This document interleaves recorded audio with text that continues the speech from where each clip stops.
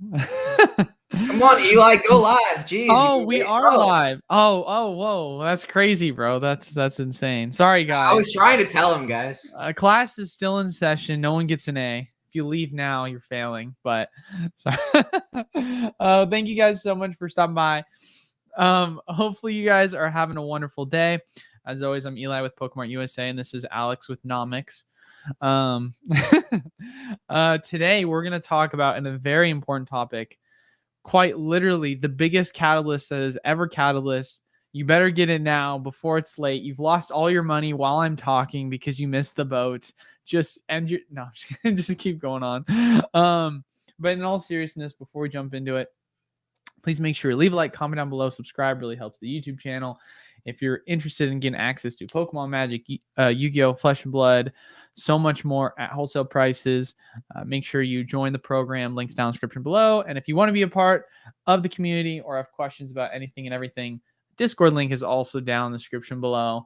But I think that's my usual spiel. We got anything else, Alex, or should we just go for it, man? We are not cats. We are not cats? What does that even mean? Did I miss one of the comments? Dude, it's the whole Roaring Kitty GameStop thing, man. Oh, yes. I got that now. It just took me a second. So the catalyst is obviously the big TCG player sale that's about to pump everything. I mean, you guys didn't hear. I'm buying TCG player out of all their Lost Origin boosters, bro. I'm trying to get it to $1,000 by end of next week. Dude, I'm not gonna lie, like, obviously, guys, you know, we have to make the clickbaity title, but I honestly think this could have some real waves in the market, this whole GameStop thing. Like, who knows how this is going to be utilized? Who knows how it's going to be optimized? Dr. Applesauce, if you guys know who he is, he made a video like outlining the training that these employees are being given on this whole slab subject, and like, you know, how they go about, you know, valuing the slabs and taking the slabs in and all that. And this could get wild. Like, this is especially like trying to get a market price, how they're going to get to a market price, like how you're going to be able to sell to them. I don't know. I don't even know how this is going to work, but it's definitely going to do something positive for the Pokemon community either way. So two things pop in my mind with this, right? The first thing is, I think this is a brilliant play on GameStop's part. I think it's a fantastic move because if you really think about it, other than storefronts, there is not a big box retailer that caters to PSA cards, specifically graded cards. So it's going to be something that is worth monitoring. And then the second thing I think of right after that is, wait a second, isn't, you know, GameStop known for having a video game that's worth like $60 and trading it in for like a ham sandwich worth of value? Like, what are we talking here? Actual trade in value. So it'll be interesting to see, because I remember I saw a video where like the CEO of GameStop came out and like was talking to someone that was doing a like interview with them and talking about their biggest gripe with GameStop was the trade in value. He's like, I'm gonna bring back trade in value and make it like stronger than ever. And even then it's like gotten better, but it's like not really good still. And so that's my kind of concern, is there's a lot of hype. Obviously, price of, you know, game stonks is going up again. So we'll see how much is really going to play into the reality of it. But I am cautiously optimistic because the trade-in value as well as the sales prices that they're going to try and sell things at is what I'm the most concerned at. One thing that will also be interesting to say is is they're trying to push their like pro members.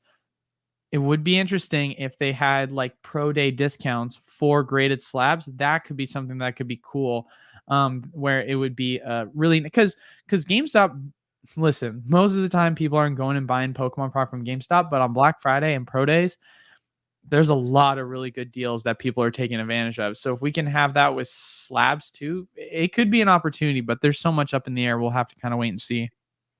Yeah, I mean, you know, slabs are definitely, you know, they seem like such second nature to all of us, but they're definitely, you know, one of the niches of the Pokemon community. I mean, a lot of the casuals who do go into GameStop and they're looking for video games and they maybe get a couple packs, a lot of them may have never even gotten in the slab game. Like, these people aren't, watching YouTube every day. They're not grading their cars. They're not paying attention to these markets. And just having that much more exposure to all those customers across the nation every single day. I mean, any more eyes is good. Like, yeah, the trading in is probably going to be rough. Like, you're going to get screwed if you try to trade in the GameStop. Who knows if they're going to overprice the slabs or how they're going to price them. But just the exposure is what I'm happy about. It's just I think it's going to grow the market. So are you going to take your Moonbreon and send it into GameStop for a trade-in? I'm not trading anything in, but it might change my mind on moving slabs like immediately. I might want to hold on to some slabs and just see if this kind of causes even more traction than we already have, and see if we have even more pushes higher when you start kind of having more people's eyes on them. So that could be a thing. So your kind of belief then is you're really hoping that it just brings that awareness to PSA in general? Yeah, I mean, dude, like, there's still a large portion of this community that don't even know about grading, right? Like, there's people out there you can still show a slab to, and they're like, oh, wow, what's this, right? Like, because they're just used to, they're buying games. Maybe they buy some packs, they play with them, and they kind of throw them in a binder, throw them in a box, and they go back to playing their games and go back about their lives. I mean, the graded market, as large as it is still just a subsect of the entire Pokemon market, like video games, the trading cards, the IP in general, the show. And so, yeah, any more eyes, any more traction it can gain, the better.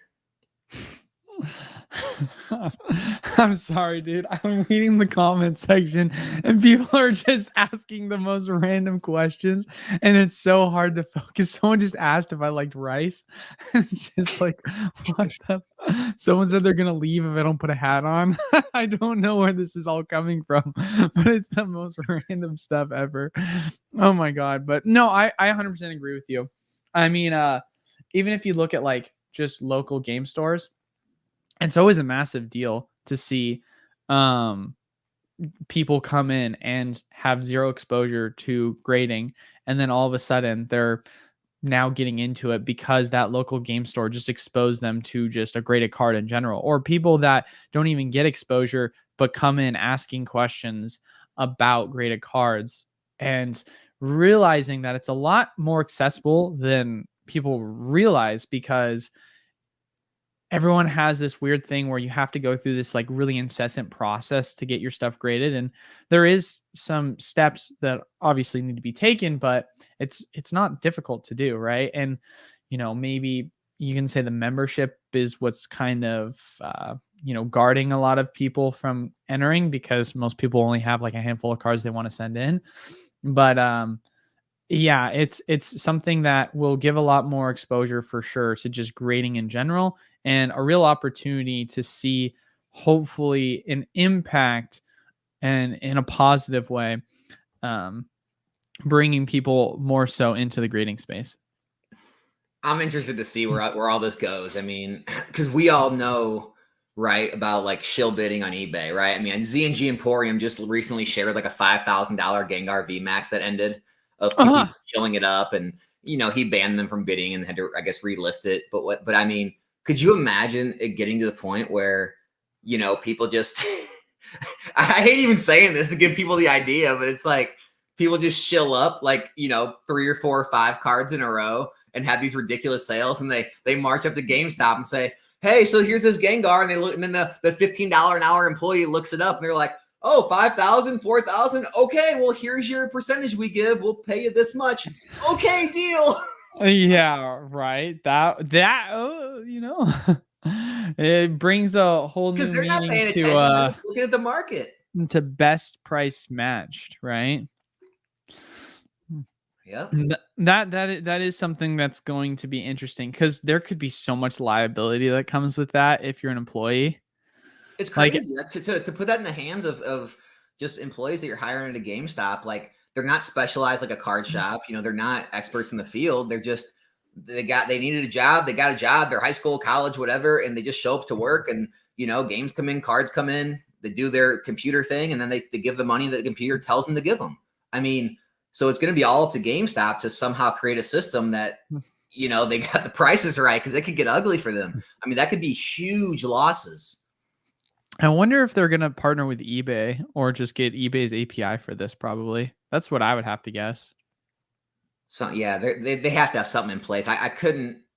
Hey, honestly though, I think a lot of us think that like these big giant conglomerate companies are a lot smarter than we think.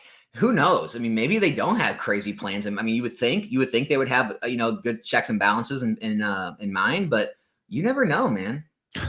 GameStop's been going broke for years, so I wouldn't say that they're geniuses. They just got lucky. Memes kind of saved them, that's for sure. And now they're trying to capitalize off it since they got a second chance at life. True.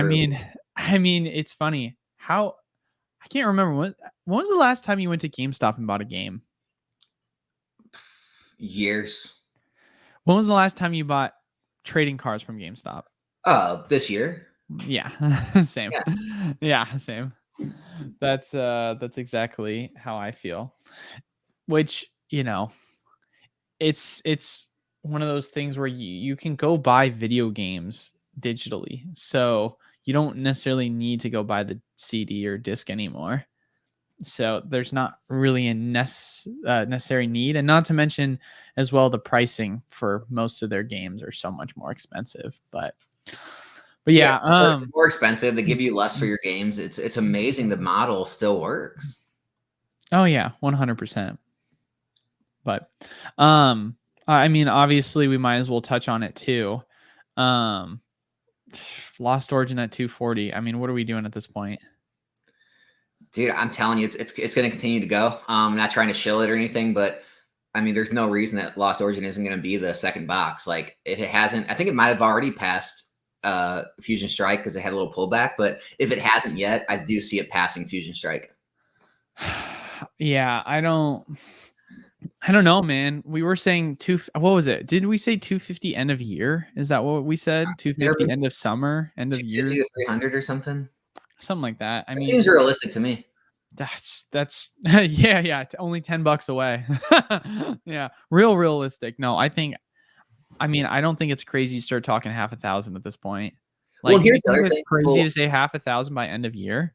Like, I don't think that's a wild take to say. I would say actually $500. Dude, I think Lost Origin can get okay because just going off of time, right? Because my stance on when the best time to buy is and when the best time to sell is. I would not be surprised if it was $500 by this time next year. I would not be surprised. I would not be unhappy with that. I'd be a little surprised. You would be surprised if you wouldn't be surprised, or sorry, holy crap, you would be surprised if it was 500,000 by May 2025. I mean, dude, to double again in a year, that's a lot. See, I would usually agree with you until I've seen what the prices of these boxes for Sun and Moon have done. Like, I will say one thing. I will say one thing, and people and everyone needs to understand this is go look at Sun and Moon right now. Okay, go look at all the boxes. All the tag teams and the waifus, they had their downturn. They all dropped 15, 20, 30%, right? The boxes did not. And so everyone like perpetrating this idea that, oh, it's all going to come down. It's like, oh, the alt arts, the singles, they will have downturns. But make no mistake, we usually do not see the boxes downturn. Yeah, I mean, you've got, what's the cheapest of the four main ones, right? I mean, Cosmic's at 940 right now, right? Unified is, I guess it's at 800, if I'm correct. I think it's at 750, around that price point. I mean, we know team ups obviously probably, Unbroken Bonds is still. So Unbroken Bonds is the cheapest at 620, is lowest listed right now. Yeah. I don't know, like. Yeah, I don't think it's that crazy. No, I don't think it's crazy.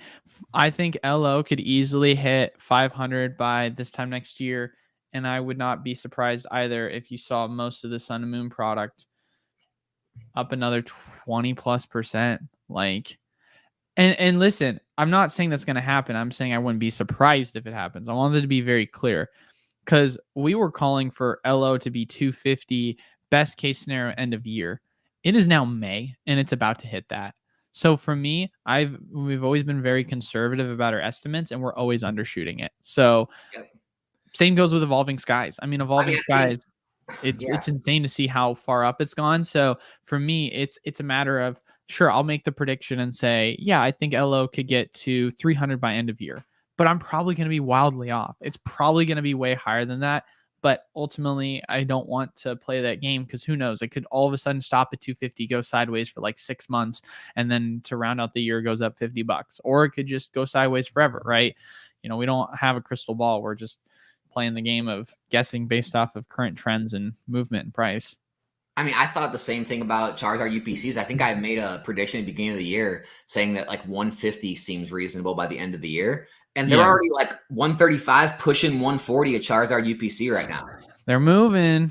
I mean, dude, and that is a product that the supply was literally everywhere. People, again, it's like I'm kind of like, look, I don't know if you saw Rudy's last video. I don't think you did, but he was more, I don't want to say negative, but like kind of like, I don't know, just kind of getting over like talking about it. And I'm almost the same way. It's just like I'm just kind of like worn out of trying to like, debate these people about like, oh, it's all gonna be different this time. It's like, guys, I don't care how much of it's out there. I don't care how high you think the supply is. I don't care if a reprint comes. This stuff is gonna go over time. It's just the way it works. Yeah. Well, people are always, trying to ask the question about how they evolved, right? I don't think. Okay, here's my thing, right? And this and this is usually what I would say this is honest to God one of the big reasons my channel grew. I was really good about being the first to the market to tell people reprints were happening so that people could sell before it really affected the market. So for those people that are asking the question, I don't know what your bags are of Paldea Evolved. Don't say it. But what? Are we getting reprints? Well, no, there's no guarantee. I don't know yet, but I am saying because people are asking the question, like, should I start selling now or should I wait? My thing is I will tell you when it happens, and usually when it does, there's a lead time that comes with it, like a week, 2 weeks, 3 weeks, a month, sometimes longer. I guess the point in me telling you this is rather than try and preemptively call a reprint, it could potentially be a rebel class situation where the reprint never happens and you sold off of something that never came. Very, very unlikely. Very unlikely. But we don't want to jump the gun on this. So my almost recommendation is wait till we get confirmation news, whether it be coming from me or someone else that beats me to the punch. I don't really care. But wait until we get news, and then you can start selling your bags, because ultimately you're going to see very minimal price movement off of the news because the market isn't like as hyper aware of reprint news in the same way as we are as investors. And so it's not like you see, oh, reprint news happened, Paldea Evolved drops to $100 a box. Like, no, you wait until the supply hits the market. That's when the prices start to drop. So kind of being patient and aware of that, knowing that a reprint's coming, and let's say it's like 2 weeks from the announcement, you start selling. Leading up to that 2 weeks, you start getting rid of the product so that you can capitalize on the current price before it corrects. That's how I've always played it. I've done that. I remember I was sitting on multiple cases of Chilling Reign, and I got news from my distributor that Chilling Reign was going to get a massive reprint. This was back in 2021. And I was sitting on like 2 or 3 cases of Chilling Reign. It was selling on TCG Player for 150.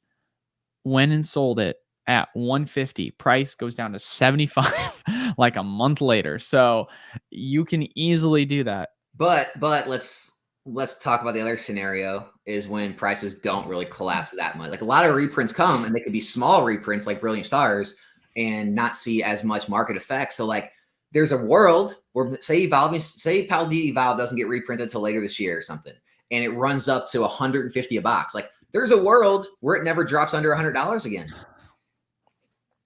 That is true, but I would still take it because of the time cost analysis that you're doing in that situation, right? Because let's say hypothetically you went and you bought Paldea Evolved at 90, right? And now you can't buy it again at 90. You have to buy it at 100. But ultimately, there's a $10 discrepancy. But during that entire process, you made $60. So by you rebuying, you're actually net $50 with a better position, quote unquote, if that makes sense. True. Because now you realize the gains from that investment and then took that gains to reinvest into that product again at a lower price, even though it is at a higher price from what you bought it for. So you're increasing your actual position because of the amount of liquidity that has now been invested into it. So that's where, in my mind, of course, there's no guarantee as to the price dip. Like you were saying, we have no clue how low it could go in that situation. But in theory, the expectation is that as long as there is some sort of decent decrease from the high point, you could obviously see yourself getting multiple additional boxes worth of that product because you ended up realizing your gains and reinvesting it when the price corrected. Yeah, I mean, on the flip side of that, like buying right now, like Paradox Rift, I don't know if you've seen that. It's literally cheaper than what like the program can get it for. I mean, People Ball Pete has Paradox Rift cases for in the 530s. Like that's less than $90 a box. Paradox Rift, okay, it's got the second most alt arts and illustration rares in the entire era so far. I mean, you can argue about if the Pokemon are as good as other Pokemon, but it's an overall compared to the rest of Scarlet and Violet, it's a pretty strong set to still be under $90. It just seems like a glaring buy to me. Personal opinion, no basis of information for this response. Paradox Rift and some of the older, or I shouldn't say older, newer SV sets scare me because if we do get a Paradox reprint, Paldea reprint, I would not be surprised if we got multiple reprints for other Scarlet and Violet product. And what I mean by this is like when we got our reprints for Chilling back in 2021, it wasn't just for Chilling. It was for Chilling, Battle Styles, Fusion Strike, Vivid Voltage, Darkness Ablaze, Evolving Sky. I mean, it was like 7-8 different boxes that got reprinted, right? And obviously this last year, 2023, it was Lost Origin, Silver Tempest, Crown Zenith 151. So it was a lot less product that was reprinted in terms of like diversity. But with that being said, I feel like there was a reason for that, and it mainly was Pokemon Company didn't want to go back and reprint a ton of more Sword and Shield product, and so they were only printing the most recent sets. Now, being that we're in the Scarlet and Violet era, and there is more Scarlet and Violet product in boxes to reprint, it makes me nervous because although I think Paradox is, ridiculously cheap at $88, my fear is by the time that you start to see all the Scarlet and Violet product go up, and let's say Paradox gets to like 110, before you know it, Paldea Evolve is getting a reprint. But what's that? So is Obsidian Flames, Paradox Rift, and SV5 and 6. Like all of a sudden, it could be one of these things where it's not just one reprint for Paldea Evolved, multiple of them get printed. And that's the thing that ultimately scares me the most because we've seen that happen before in the past. And so I mean, that's where the risks really, and this isn't like an argument against Paradox. This is an argument in general for being cautious when it comes to just Scarlet and Violet in general, because obviously at the end of the day, if you're someone that got in Paldea Evolved, and we've been talking about Paldea Evolved forever on it being underrated, right? If you got in it already, you're in a good spot. And although if you could pick it up for around $100, it's not a bad price per se. It's still a solid price, obviously, maybe even 110 since it is 120 on TCG Player. But I just get fearful because as we get closer and closer to the end of this year is when the reality is going to sink in when it comes to the Pokemon Company reprinting multiple of these Scarlet and Violet sets. And I just don't want to be caught buying in as it just started to rise for it ultimately to go back to the price point in which I bought it in at, because it finally started to move and then the reprint came. I hear you. Let's take another switch gears, right? Let's talk about singles. So, oh man. So a lot of I would say a lot of like more of like the vintage like community, but even some people on the modern side of things are very worried about the future value of singles, right? Like how they're going to age with the populations being higher, with if they're driven more by demand and popularity. Once we get into newer eras, more in Scarlet and Violet than after Scarlet and Violet, like how are these things like alt arts going to age in the future as we get 3, 4, 5, 6, 7 years down the road, in your opinion? When you say alt arts, are you referencing alt arts in Sword and Shield, or does Sword that and Shield. include Sword SIR? and Shield, yeah. Okay, so then ultimately your question is like, how are they going to age? Yeah, like as far as like value wise, as far as people wanting to hold them as stores of value and to see obviously a price appreciation, like even if there might be better places to put your money, but like wanting to collect them, thinking they can be a good store of value and still continue to rise even when the demand and popularity, maybe it'll always have obviously some demand and popularity, but when it shifts, like when we get to like later Scarlet Violet sets or megas come out, or we get into the next era we don't even know yet, and we're like a whole generation and a half removed from Sword and Shield. Like what do you see that? I see them just kind of doing what Sun and Moon has shown us, right? Which is you see prices go up, and then if there is some sort of popularity that goes down, prices will correct by 20 to 40%, and then they'll go sideways and then they'll go back up again. So that's the difference I feel like between the singles and the sealed is singles have so much room for opportunity in going upwards compared to sealed, but also at the exact same time, they have a lot less stable of a floor than sealed product does. Because for some reason, I mean, listen, it's one thing to have a floor because of wholesale pricing, right? Like most boxes are going to go very minimally below wholesale at the worst. But for an item to have gone up like several hundred percentage points and then not really correct in price whatsoever, I mean, listen, it's deflationary. So I guess it makes sense in that regard because singles are not deflationary in the same way. So that must be why.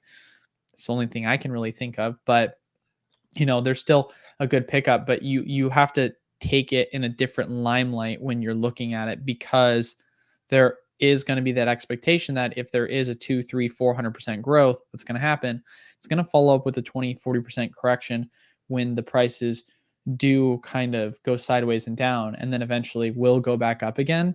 So it's kind of taking it with the same approach as sealed product, but understanding how they act differently and being able to handle it in the right way when knowing the best times to once again sell and buy. Because if you're wanting to get out of an LO position, right, your only real fear is like trying to, quote unquote, time the top and make sure that you're not going to miss out on a huge rush.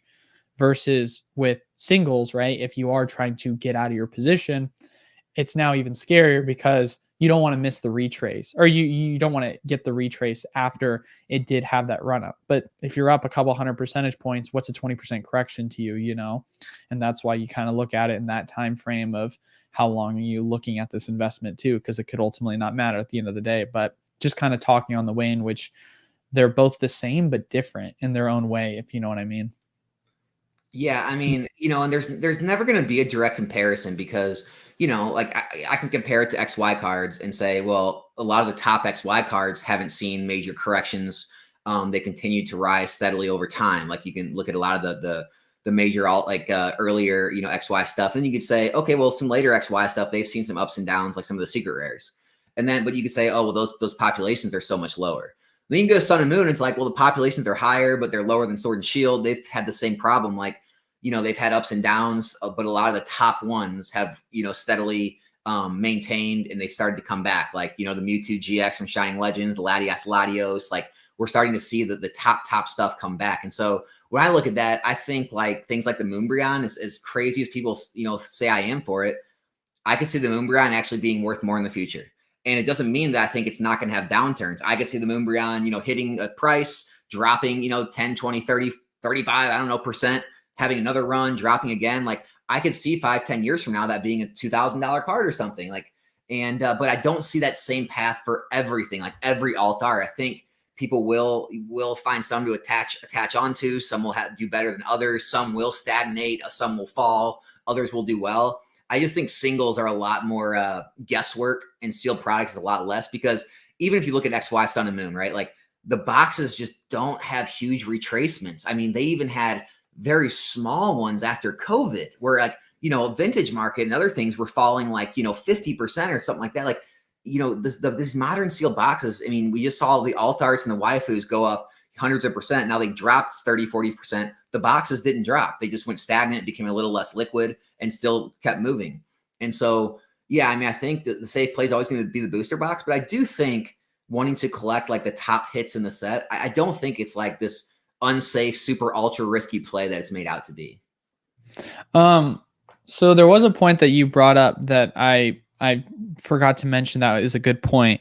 When it comes to obviously the question that was originally asked regarding specifically alternate arts from Sword and Shield, one thing you did mention was they are going to act differently in their own way, which is a good point because obviously, I said 20 to 40% as a rough estimate because that's what you saw the majority of these alternate arts do within Sun and Moon. But yes, there were some that did just go sideways and didn't even drop in general. So that is a good point of mention because pretty much as a blanket, most sealed product, it's not that much different. Like most of them are kind of doing a lot of the same things versus, like I said before, 20, 40%, and some, less than that or not even at all will have their own kind of price movements in terms of if they do retrace or how they retrace. So there is a little bit of that more work or research, or I mean, even guessing to a certain extent, because you can never predict a lot of these things that you do have to do. But once again, this goes with the still potential of higher upside when it comes to picking up a lot of these cards. Yeah, and Godly Shad in the chat, like asking, saying like SV is probably a better play investment wise. Like, yeah, I agree with that. Like, I was more talking about, I mean, I get people sending me like screenshots of like conversations of this notion that like, it's just not safe, right? Like investing in these at the current rate's not safe. Like, I'm not sure it's not safe, right? Like, there's definitely better plays than buying into cards after they've already risen, like Scarlet and Violet before the runs happen. I'm 100% more a fan of investing in SIRs and IRs right now than I am buying into alt arts now. Like I'm holding alt arts, but I'm not like buying into them. And so I understand that, but I just don't think like, this notion that like just because something is printed a lot and just because the price has moved up, it's like a super ultra risky, unsafe place to be. I'm not sure I'm convinced of that. I think just general demand over time has proven that to be true. Yeah. Because, like, although I think that, once again, deflationary versus inflationary, that's the biggest difference between singles versus sealed. How many of the Sword and Shield Silver Tempest packs were open with God boxes, right? You had, the tins that had guaranteed V cards or better. We had people within our own program that bought God boxes from sleeve cases of Silver Tempest. And I remember our mod literally was the one who was posting pictures of it. He pulled like some insane amount of Lugias. And so the supply just tanked, right? And now look at where the Lugia is, right? After all, and that's not even talking about the reprint that happened and the price correction with that, along with all of this supply, but yet the price is still held strong. And that once again just comes to the inherent demand that is going to play an effect regardless of the supply. So obviously it's not as safe because the volatility is there, but it still goes to show you that the demand is going to play a major factor in preventing cards ultimately that when they are going to go on a rise, they're still going to go on a rise regardless of the supply because the demand is going to help push it up. Yeah. No, I mean, I'm on the same page, dude, for sure. What else did we want to jump into in this one? I think we had something else planned. Was it? Oh, I know what it is. We're going to talk about some SIRs we're going to shill. That's what we're going to talk about. No, I'm kidding. I will say something about SIRs. So I think I mentioned this in one of my videos too, but I'm saying I know that this is the wrong move. And I know I'm most likely going to not be able to realize as much profit by doing this. But I'm holding on to my Temporal Forces special illustration rares right now that I've graded. And my reasoning is I open Temporal Forces every single week on my pack openings on Thursdays. We opened like over 3 boxes the last stream. I didn't pull one SIR. The other sets you pulled like 1 a box, right? And so I think they're definitely harder to hit. They're nowhere near alt arts, nowhere near that, but they are a lot harder to hit. I think there is a lot more love for the ones in Temporal Forces than people realize. And I just it all depends on the scarcity of the market, right? It just depends on how many people feel the same way I do and want to hold on. And I kind of like invest based on almost like what I see the mentality of others. And so I'm not worried about how many more are going to get graded. I'm worried about what people are thinking. If other people are thinking the same way I am and they want to hold on to them because they're afraid they're not going to be able to get it back at a lower price and they don't want to sell. And I think if enough people do that and the market just stays scarce enough, it could drive the price up on them. And so I do actually like the play there on the Temporal Forces SIRs just due to how hard they are to hit. Here's the real important question. Yeah. We know that of the Scarlet and Violet product that's been reprinted so far, other than 151 in terms of boosters, right? It's only been base set. Do we think that base set will get reprinted again? It shouldn't. I don't think it will. And I guess my lead into that question is specifically with the SIRs. Do we think that the Miriam is undervalued? I think a lot of base sets undervalued. I mean, you remember when the Miriam first came out, it was selling for like $80, and now it's selling in the high 20s, low 30s. I remember when you could buy it for 50 or 60 and it was selling for 300 in a PSA 10. How much is it selling for now in a 10? Not even 100. Not even 100? That's crazy. I mean, that, the Gardevoir, the Miraidon, the Coryodon, there's some illustration. Here's the thing. I like, if you look at, and look, you cannot compare SIRs to alt arts. I'm not trying to do that, but we can probably agree that SIRs are harder to hit than trainer galleries. We can probably agree on that illustration rares are on the same lines as trainer galleries in terms of hitting. And so when we look at these trainer galleries now following the alt arts, all seeing these massive spikes, like, the evolutions, the Mimikyus, we got like the Rayquaza, Pikachus, all that. It's not out of this world to think that these $10, $20, $30, $40 SIRs and IRs can't all do the same in the next 6 months, year and a half, 2 years, right? It's like, I'm not saying they're going to have alt art spikes, but they'll definitely have trainer gallery, if not a little better than trainer gallery spikes. Dude, the Miriam price is crazy to me. I'm looking at it right now. The fact that it is, last 5 sold 100, 109, 100, 91, 93. And then before that, 91 and 89. That's crazy. That's so cheap to me. Especially too, how much weight do you put in the waifu effect, right? Well, dude, even Paldea, the Quaal, it's this generation starter water type, top evolved. It's $5. It's an SIR going for $5. Like, you have many SIRs and Paldea evolved. Quaquaval? Yeah. There's like $5, $7, $8 SIRs. Like, I don't know. It just seems ridiculous to me for cards that are that hard to hit. I get they're not like Gen 1, Gen 2, Gen 3 Pokemon, but when we look at some of these trainer galleries and what they're doing, and some of these aren't Gen 1, Gen 2 Pokemon, it just gives me hope for the Scarlet and Violet cards, because it's just like the whole thing, like we just talked about, it's the same pattern, 6 months, a year and a half from now, the boxes are going to go up in price, the singles will start moving, and now all of a sudden, now we all want them, and then the cards start moving. It's strange. It'll be interesting to witness the price and what that's going to look like with the Quaquaval if we do get a reprint. Because if it's already that cheap, dude, yikers. Someone was making a joke earlier saying, when's Eli gonna do his Sandaconda buyout? I actually just got a Sandaconda in a 10. Did you really? Yeah. Heck yeah, baby. Heck yeah. My goal is to own one of every alt art. Like, that's just kind of collection goal I have. That's nice. Yeah. The only real alt arts that I'm holding on to are, I obviously have the master set of battle styles. And then I have a couple of alt arts from Chilling Reign. I pulled the Blaziken and I have that in a binder. But Just a couple others. I sold most of my evolutions a while ago when the prices went up. And then I was like, I'll get them again at some point, hopefully. I've pulled the Moonbreon like 4 times from opening. So I'm like, I'll What? get it again at some point. What? Yeah. You pulled that 4 times? Dude, it's my most pulled alt art. I've pulled it at least once or twice every case I've opened. You never kept it?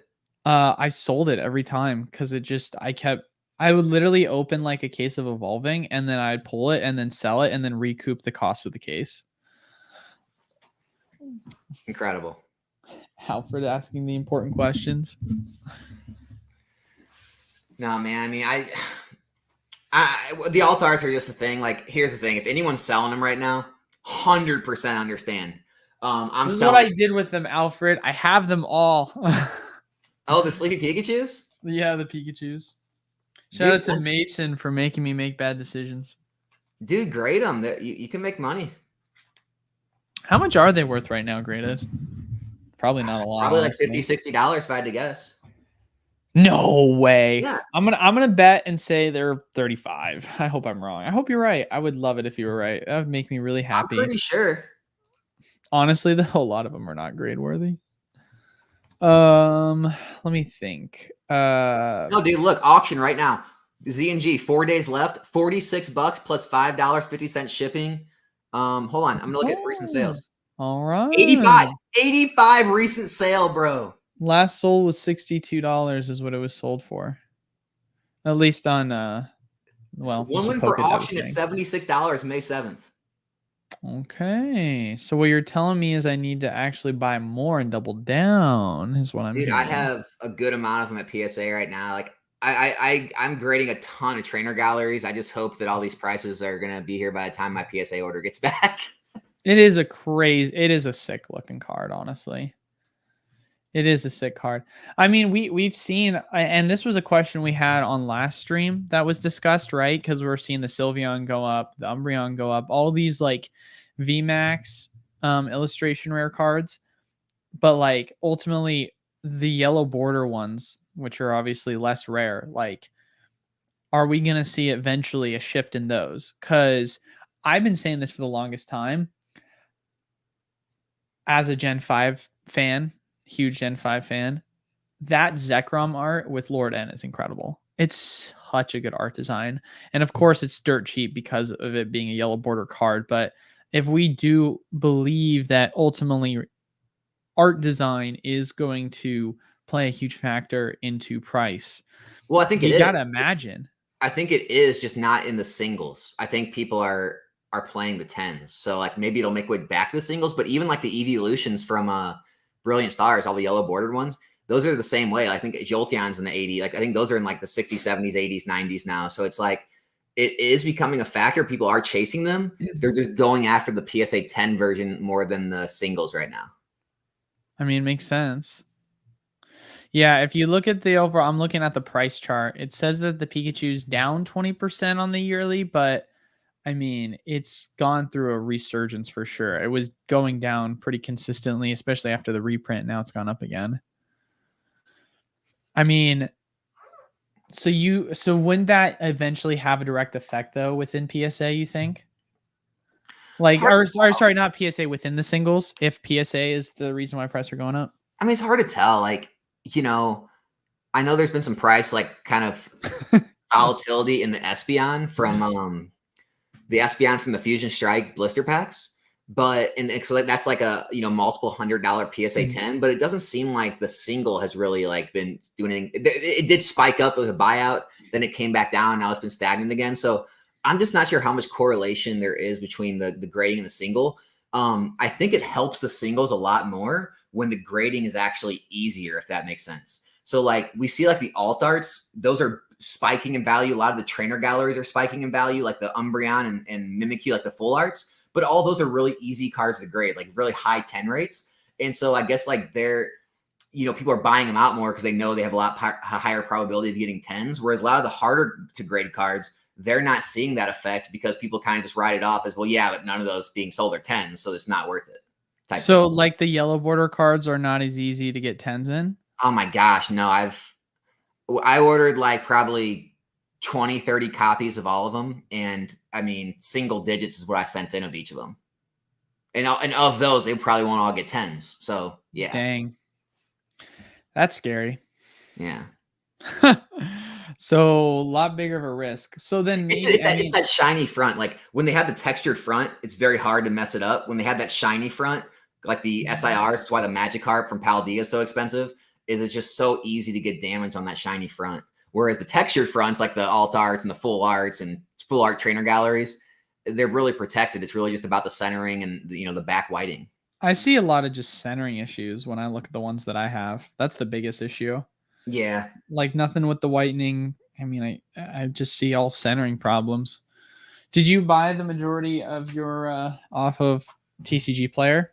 Yeah. I usually buy a lot of the lower value stuff off there just because you can buy it so quickly in large quantities. Yeah.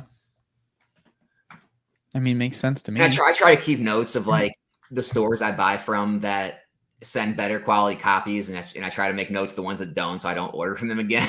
So yeah, it's some game you can play with it. Oh, that's a fun time. Man. Okay, I want to bring something up before we go into questions because we're at 46 minutes now, and this is usually where we get into questions. But there is something I wanted to bring up that I feel like is important. So this was talked about 2 weeks ago on your live, or not the live, but on the debate you had with J Love, right? And one thing that was brought up that I think is important and that wasn't really mentioned, Ryan came in and had said that there's more product supply out there than people realize, right? He said there's an individual in particular that he referenced who is sitting on pallets of Sun Moon Air product and specifically Team Up. Conversation was saying, oh, once he dies, because he doesn't plan on selling any of this, he just wants to collect it to say he has the pallets. The prices are going to correct and crash because, it's all going to flood the market. I feel like there's one thing that people tend to forget what causes the market to flood.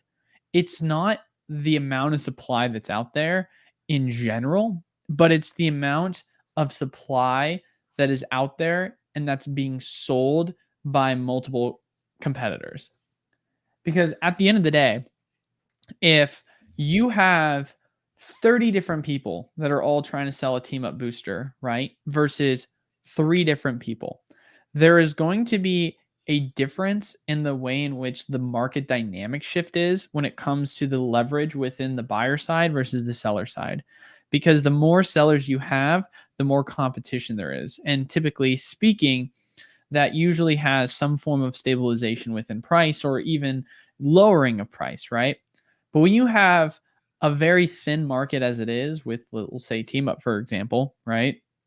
And you have an individual, let's say that for the sake of the argument, he's sitting on 50% of the remaining supply of what there is in Team Up. This is exaggeration, obviously. He's probably not sitting on nearly that much. But let's say he controls a large portion.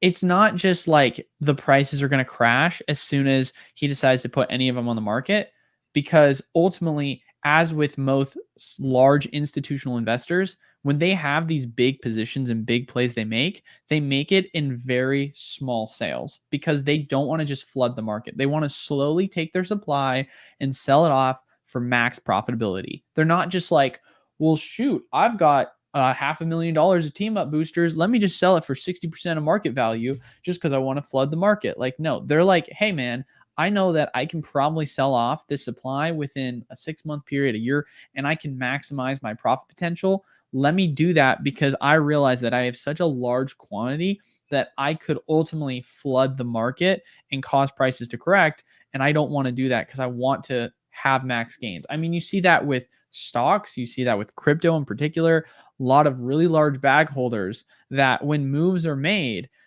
they can affect the market for sure. But ultimately, most of the time when they are selling, it's never all at once because there's that realization of, hey, if I'm going to want to get max price value out of selling whatever my, holdings are, if I just drop the price, it's going to hurt me along the way as I continue to make sells and fill orders that are at lower price points to meet that demand. So that's something I feel like people really don't consider when it comes to, regardless of how much is out there. And we're under the assumption that with investing being more popular than ever in collectibles in general, that there is that market dynamic that people need to understand, because typically speaking, when it comes to the more casual collectors or investors or whatever, people that are holding on to the sealed, most of the time when the demand or hype does start to die out or things do start to correct, most of the casual or less serious individuals, when it comes to their holdings, will start to flush out the market. And as time goes on, those more serious curated investors that are wanting to maximize their profit potential are going to be the ones remaining. So it's not like every individual and their mother is just holding on them, because most of them don't have the discipline or the general fundamentals behind their decision making when it comes to their pickups and selling. Yeah, I mean, Rudy's talked about it, how he's, gonna slowly trickle things on the market. I've talked about it in a video where, it's just kind of like life in general, not just Pokemon. It's just the money has a way of trickling all the way up to the top, because all the people at the bottom, right? They're looking for the quick tendies. They're looking for the little $50, $100 flips. They're looking to double their money. They're looking for all this little change. And eventually all those people end up selling their boxes and either get opened or they make their way up to the big whales, and the big whales don't sell them. The big whales hold them. They want to keep the market scarce. They want to keep the prices rising. And then when they get to the points where they want to start offloading, they'll trickle them on the market, right? I mean, think about this. Rudy says, I got 2,000 boxes. All right, you got 4,000 Patreons. You could just have a Patreon sale, sell all the boxes to them for a little discount. Not enough for them to really flip, but a discount. And none of those boxes ever hit the market. They're all gone. They never even hit the main market. No one even knows the sale happened, and the market just keeps going. And then maybe those people start to sell little by little, take some profits. But it's just, if no one's buying at the same times, no one's selling. Not everyone's selling at the same times. Some people want to sell when they reach 100%. Some people sell when they, after 3 or 5 years. Other people sell, never sell. Other people sell here. Maybe they have a life event or a medical bill here. It's like people are always buying and selling. And here's the thing. All those people that sold at each one of those places, there was someone that bought at each one of those places. And so now they have a different mind frame. I bought Lost Origin now at 240. Well, I'm not selling until it hits 480 now. And we just kind of, and it's the same thing. And it kind of plays in. We can take Godly Shad's question first, where he said, what are your guys' thoughts on AR and Brilliant Stars? I'm shocked it didn't push over 200 after it sold out. Some guys, 29 Brilliant Stars listed as barely moving to 185. And then he talked about, what's the timestamp on it? No, I can't see timestamps. Oh, that's right. I forget you can't see timestamp. It's only about, yeah. And then he also said something about like Evolving Skies being at 700 and kind of plateauing there. And it's the same factor of why, Evolutions went to $300 and stayed there for a while. Then it pumped to 500, then 7, then 1,000. It's like we hit these plateaus, right, where people want to sell and take profits of all like the quick, paper hands type people who just want to make a little bit of money.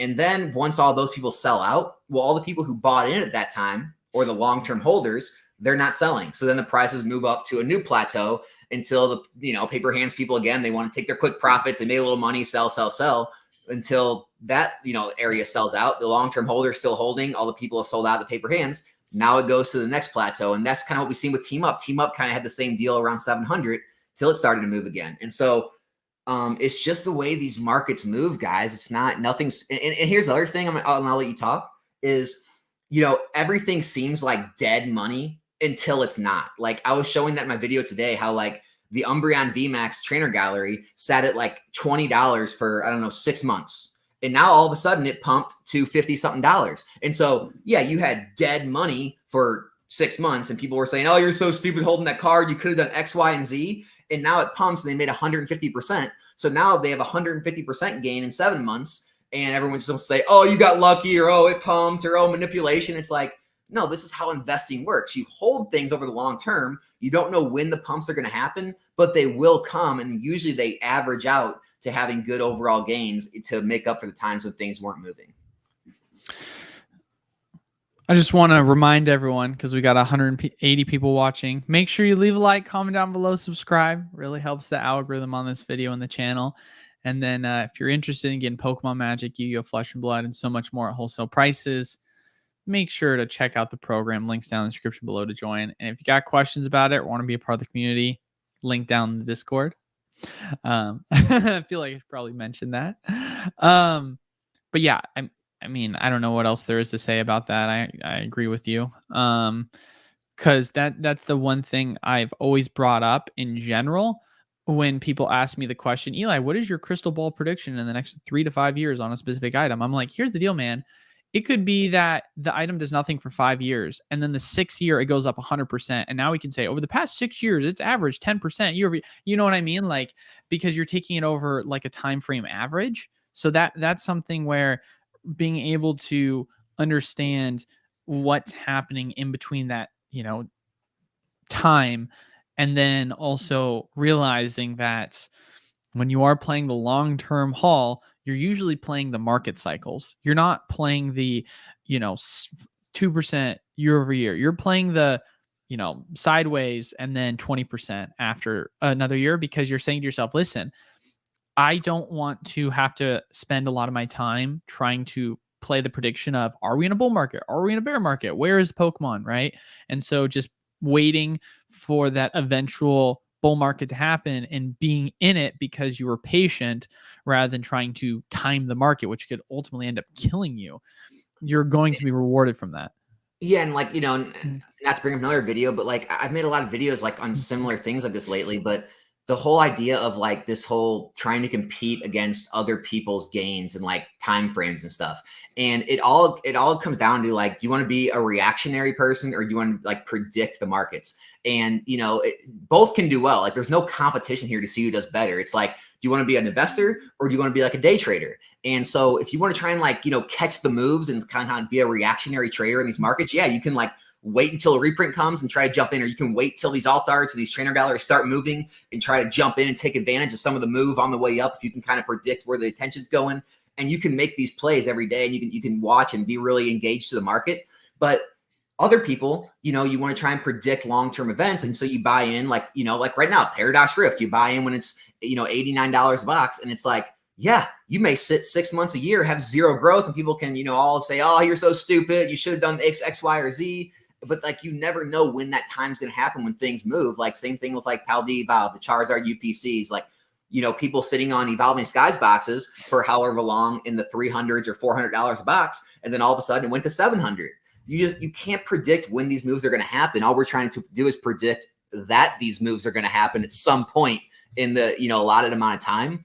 And so that's all I would say with this whole investing thing is, no, I don't know about Brilliant Stars or Astral Radiance. Yeah, I did think they would be over $200 a box by now. But everything's got its different plateaus. There was obviously enough people with supply of those that want to take profits, and they'll dry up, they'll move. Just takes time. Yeah, well, that's kind of how I look at it with Brilliant, because I'm like surprised, because even if you say Lost Origin is better than Brilliant, I think that Brilliant is still in the conversation of being the 2 or the 3 set. Like it's usually when it comes to preference, in my opinion, because Brilliant is a really good set. I mean, put it this way, like people always want to talk about the Brilliant or the Lost Origin trainer gallery. Objectively, this is not subjective opinion. Objectively, the Brilliant Stars trainer gallery is better. There's more higher value cards, like overall, than there is in Lost Origin. It just is what it is. Go add them up right now. You got the Umbreons, you got the Sylveons, you got the Mimikyus. They have more value than what Lost Origin has, and so it's really just the Giratina that it seems is beating Charizard. Here's another question. This was geared towards me, but I feel like I want your input more. Serious question. I know you're reading this in EV Heroes, technically undervalued, looking at evolving. Why do you want my opinion? You're the Japanese guy. Come on now. Dude, I'm telling. All right. Your average player. I'm going to try to say this in the best respectful way I can. Japanese just went through their bubble popping. This does not mean everything's going to zero. It does not mean things are not going to rebound. It just means they're going through what Vintage went through 3-4 years ago. Godly Shad's in the chat. He could tell you how multiple of his Vintage cards are starting to move up, but they hadn't moved in the last 2-3 years. there's going to be a time period that money is leaving the Japanese market. Kind of the people who are there for the free money is gone. The flippers and all those people, the pumpers are gone. And the people that are left, it's just going to take, there's a lot of supply right now, the new stuff, a big supply glut that's going to take time to work its way out. There's a lot of other things happening in the market that people aren't, going back and collecting these older Japanese sets like EV Heroes, because there was money leaving that side of the hobby right now. And it doesn't mean it's not going to rebound. It just means it's going to take time, the same way the vintage market did, where English, it's in its stride right now. And so that's why you're seeing these moves. Whereas, there'll probably be a time where Japanese hits its stride and, you'll say, why is Evolving Skies undervalued? So, I just think it's not the time, man. I mean, it could be accumulation time. You could be that one of those people said he bought EV Heroes and he's sitting on dead money. And then maybe it might move, in a year and a half from now. It's just right now is just not the time for the Japanese market. That's all I'm going to say. I'm going to be honest. I don't really feel like I want to even comment, because right now I have been so out of the loop most recently with Japanese that I just don't want to give an opinion that feels like I'm pulling out of my butt just to give an answer. So that's why that's another reason why I wanted you to kind of come in, because you've been following it a lot more. So that's just kind of where I am with it. I just think people, maybe they weren't around in 2020, 2021, and they weren't around for the vintage boom and bust, but it's very similar, right? When you see these waifu cards going for tens of thousands of dollars, you see all of these boxes 3, 4, 5 times MSRP out of the gate. Guys, that's not that's not real. That's not normal. And it's just, things are returning back to reality. It's all, I mean, guys, it's like going back to Battle Styles, $200, Vivid Voltage, $200, Pikachu VMAX, $1,000. It's not normal. Those weren't real prices. So things have to normalize, get back to the regular level, and then they can, stabilize and move up from there. But until we kind of reach that level and then, kind of get a lot of the supply glut work its way out, it's just going to take some time. Serious question. Is CZ going to blow up soon? Cheap alt art set. Could this cause supply to get eaten up and we see a huge spike in price? Dude, I'm up to 8 cases now. I hope so. I will say the singles are moving. Garatina's moving. The Mewtwo. I mean, the Mewtwo PSA 10, I feel like it was $100 a few months ago. Now I'm seeing sales at $190. That really Mewtwo, Charizard. So the singles are definitely seeing movements. I'm guessing the Sealed's going to follow that. Here's the thing with Crown Zenith. This Mewtwo? Oh, yes, sir. Eli's on top of it. Here's the thing with Crown Zenith, guys. Have realistic expectations and you'll be fine. It's not going to be Hidden Fates, right? It's not going to go to those levels, right? It's not going to be Generations. Just have realistic expectations. Do I think it can get to $60, $80 in ETB? And when you were buying in the 30s and $40, that's a great gain. That's 50, 100% gain. That's what you should be eyeing. Do I think it's going to go to $150, $200? No, I don't. But yeah, I think we're going to see $60, $80 Crown Zenith ETBs before long here. Well, we talked about it a little bit before stream. They did just run out of Crown Zenith on one of our distributors. So we've had 4 distributors in our wholesale program. 3 of them were sold out of Crown Zenith. We had 1 left that was sitting on some ETBs, and literally, I think it was yesterday, they just sold out. So, price prediction by the end of the year, I'll say $65 for a Crown Zenith ETB. Yeah, end of the year. I'll say. What's it at right now? Well, low 40s. It's low 40s. I'll say 60, 65. Yeah, I guess. I'll say 55, just to be more conservative, I guess. Yeah, I may be pushing it. I don't know. It's one of those things where it's not a booster. ETBs go up a lot slower in the short term. So that's where it's not it's gonna hit $100 end of year. I don't feel confident in that. So I think 55, 60 is a safe pick. But I do like the consideration though of just Crown Zenith in general when it comes to prices, just because we're finally starting to see the remaining of the product get flushed out. And ultimately as well, we're seeing the prices increase with some of these singles. So I don't know. I definitely feel like there is some potential that's going to happen. I mean, you were right with the Giratina going up, obviously. So what's going to move next along with that? Prices are going up. Prices are moving. Someone said, please, can anyone with credit card debt sell their Pokemon to pay it off? Be smart. Dude, have you been reading the chat? Dude, it's crazy. I am going to say one thing, though. This whole lie that's perpetrated like all throughout this community of like Pokemon collectors are broke or live on credit cards.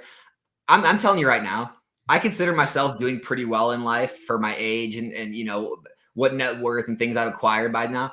I swear almost every like room I get in, like all these conversations I get in on Discord, I'm usually like the brokest person. Like I'm in these conversations in my Patreon with like surgeons and ER doctors and like guys who own like multiple dentist offices and like I mean like you know wealth managers and like you know people who manage these huge like real estate portfolios and I'm just like okay yeah Pokemon's broke. It's crazy. It's crazy. Not balling, that's for sure. I mean, it's like I don't know where this whole lie that like everyone in this community is broke and living on credit cards and like are buying Pokemon cards over paying their bills or something came from. But I would, if I had to guess, I would think this hobby, like the amount of people in this hobby, have a higher average net worth and average income than the general public. If I had to guess. That wouldn't surprise me. I've had a very similar experience, that's for sure. I mean, it's just people need things to do and people need places to throw their money, and why not have more fun throwing your money in an investment that you can collect? That is I mean, originally before I got into Pokemon, one thing I really liked to collect was silver rounds because I thought it was cool to collect a lot of the different like designs they had. My favorite was the Chinese pandas. I thought the art designs for those were really cool. So people like to collect, man. Why not have fun while you do it and make money at the same time? Absolutely, man. Let's see if there's another question that we can pick up here. Oh, by the way, don't want to jinx it, but I was doing research. Come to find out, there's an overheat setting on my camera, and I had it turned on. And so it's apparently a glitch, which is one of the reasons why the camera would shut off randomly. So I turned it on so that it would, or I turned it off so that it would allow the heat to get to whatever it needed to get to. So I'm hoping we'll start to see change within the camera randomly shutting off sometimes.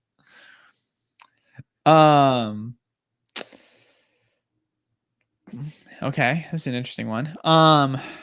What do you guys think TPC can increase the popularity of cards? I think this would increase the general value of assets opposed to just AA secrets. I feel like this is a question we can kind of gloss over a little bit because I feel like we've had this question a lot, but just reworded differently. You know, Pokemon's really popular as it is, but if we're asking the question of like, what do we think can increase the popularity of the card game? Well, actually, well, maybe not, because he's saying the card game, not the collectability, right? It's hard because Pokemon is just it's not as difficult of a game, which loses people. It's why they flock to things like Magic or some of these newer games like One Piece, Star Wars, like you know that they want more complicated, you know, more strategy type games and Pokemon card game's great. It's fun, but you know, it's definitely not like at the level of some of those other games, which kind of loses people. And so, yeah, I mean, other than like revamping the mechanics or something, I don't know. I don't know how they could do that. I think it comes down to changing the mechanics of the game. As someone who's played a lot of competitive TCGs, some at like an extremely high level, Pokemon has always been the one I've disliked the most. And it just comes down to the core mechanics of the game. It's just not fun. It's just not fun. Like My favorite one that I've played, and I know people are probably going to criticize me for liking Hearthstone, but Oh, I thought you were I, gonna say Flesh and Blood. oh no, I love Flesh and Blood. Flesh and Blood's got great mechanics. But no, Hearthstone was the one that I got into the most. Because I was playing at a really high level. I got up to, I think my highest finish was Legends 12, which means I was ranked 12 on the server for the game. So like I played it You and should have been streaming on Twitch, man. dude, honest to God, I 1,000% think, well, I honestly could still go pro at that game, I think. Because I was playing against all the best players all the time. I remember there was one time, no one's gonna know who this is, but he was the 2017 or 18 world champion for Hearthstone. And I remember it was a new season started, and him and I were the only two people that were at high of a rank on the server yet. And I queued into him 4 games in a row because literally we were the only people that were that high of a rank. And I beat him 3 out of 4 times.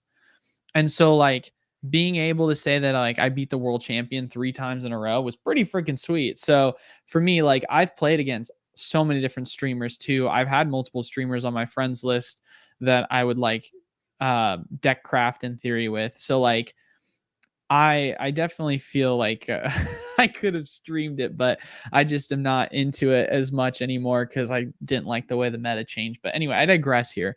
The point that I'm trying to, it's like a team saying like, well, we beat them 2 times throughout the season, but they just won the Super Bowl. So really, oh we're the Super Bowl team. yeah, exactly. No, yeah, right. Well, I never tried to go compete in national tournaments. That was the big thing. I didn't really care for that. It was one of those things where I would grind really hard in a season and then get like top 100 legend. And then I'd be like, oh my God, this feels like a job, dude. Because it literally does feel like a job trying to play these video games at a high level because the amount of time you have to grind. But look at your average player. oh God, is I he feel like talking Eli puts this in his LinkedIn bio. Oh man, that's good. But yeah, the mechanics I've always enjoyed the game of Hearthstone. I felt like it was a mechanic that was really fun. I felt as if there was a lot that went into just meta changing constantly. I think that's obviously what's made it very popular within Magic. And honestly, I would make the argument that if you really want to have a popularity with Pokemon, they need to have multiple different types of game modes. Now, I understand like they have legacy format, right? Outside of standard, but that just basically means you can play with older cards versus Magic. You have certain standard formats like Commander, which are extremely popular and more fun because you can play with like multiple different people at a time. So I think if Pokemon really wants to have fun with it, I think they could have like almost a game mode that's kind of like Commander, but with Pokemon's own variation. Because Pokemon in the game itself, you can do double and triple battles, right? So why not have something that kind of plays off of that exact same theory, but like playing into kind of what Magic's done with Commander? I think that's something you could ultimately do that makes the game more popular. And then you have a lot more viability within the meta when it comes to cards because you can have certain dynamics that can now play into it when it comes to Pokemon having abilities that now will assist other Pokemon because you can have multiple different primary slots and not just a one-on-one battle each time. So in Magic, are the cards that come in Commander products in the booster boxes as well? It's a great question. So specifically when it comes to Commander, it depends on the set itself, but for the majority of the time, Commander is its own thing. So when it comes to getting access to Commander cards, most people are buying just Commander, but Yes, you don't have to, but I'm not saying you have to do that though. That's not what I'm saying. I'm saying you need to have, all I'm saying is you need a format that can incorporate multiple individuals being able to play. That's the point I'm trying to get to, right? It doesn't mean that you should only sell certain cards that are only catering towards one style of play. I'm saying you should really focus on allowing a more group experience when it comes to playing the game. because that I feel like would be extremely popular. That's why D&D is extremely popular, right? That's why Commander is extremely popular. There's a lot of different types of games that are really popular for that regard. I mean, one of the most popular games Hearthstone came out with was this game mode called Tavern, and it was a tournament style format where you could play with multiple people. So there's so many different like, you know, multiplayer faceted games that I feel like can become popular. But Yeah, I know Pokemon doesn't have that. TCG games. I just know that whatever they do, they couldn't change. I wouldn't want them to change, like have special products for special gameplays, and I wouldn't want them to change anything specific to like the overall game because it would just be too much. Like, you know, it'd be too much change for the people who are already involved, and so it's such a it's such a you know, hard like line to walk, you know, trying to change things while keep them the same and keep everyone like cohesive in the same environment. It's hard, man. It's hard. Like I said, man, super simple. Hey, we're going to open a new format. Double, triple battles for cards now. Boom. You just completely change the way in which you can play a certain format of a game. I mean, they have it in the video game, the video game C, whatever it's called, VGC, VCG, whatever. That's how I look at it.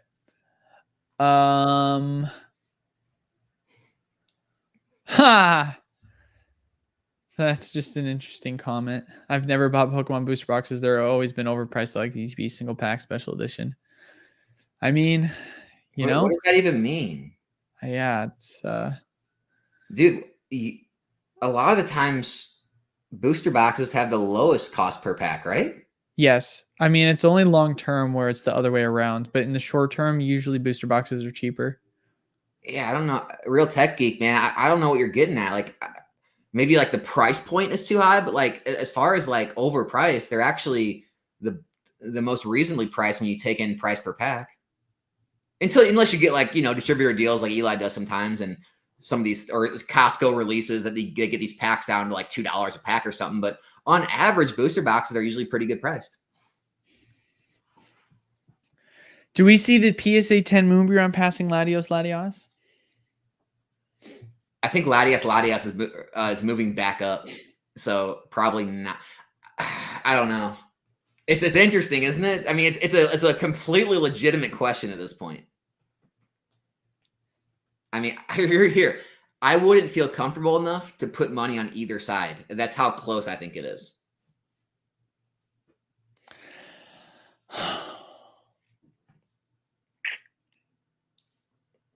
I can see it. I can see it because with the Latios, people do like Latios, but they love the card because of the art design. I think that people enjoy Umbreon as a character more than Latios and Latios, plus the art design. Does that make sense? So like you have the appeal with the art design for both, but I think Umbreon's a much stronger character than Latios. I mean, there's no thought there. It's 100%.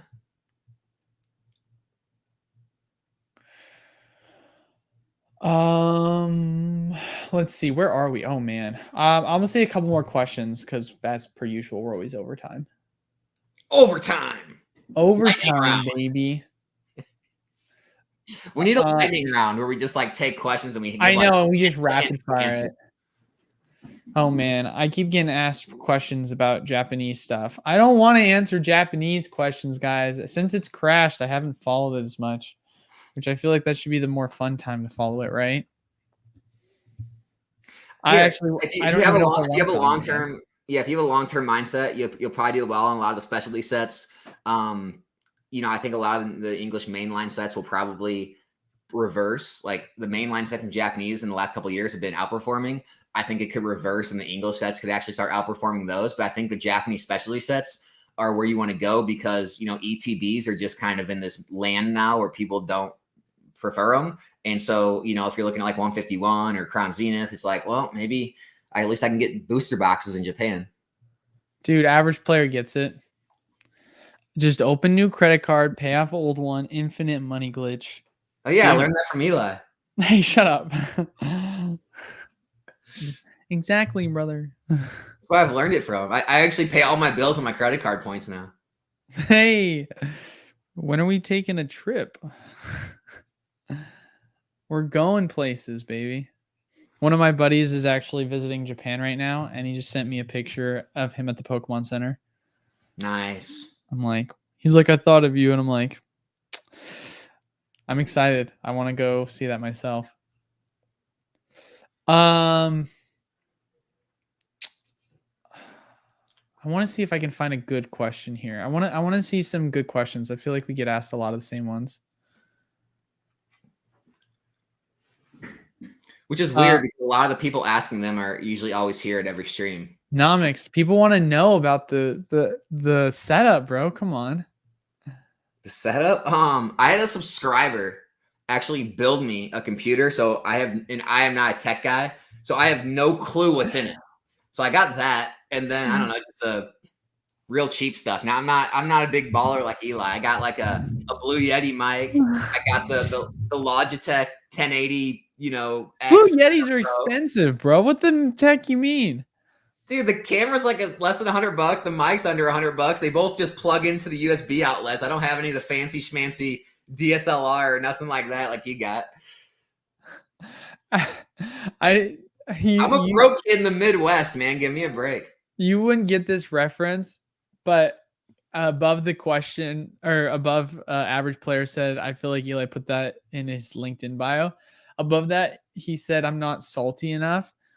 So Hearthstone streamers are like the reputation as some of the saltiest players ever because there is such an RNG component to Hearthstone. And there's like multiple different like times where they just rage on stream. That's so accurate. Guys, I don't think I could get that tilted in the game. All right, Don is in the chat. Don built this computer from scratch, all right? So i7 6th gen processor, 6 gigabyte GTX 2070 graphics card, 32 gigabytes RAM, gigabyte G1 motherboard. That's what the computer is that I use. Appreciate it again, Don. It's been working like a charm.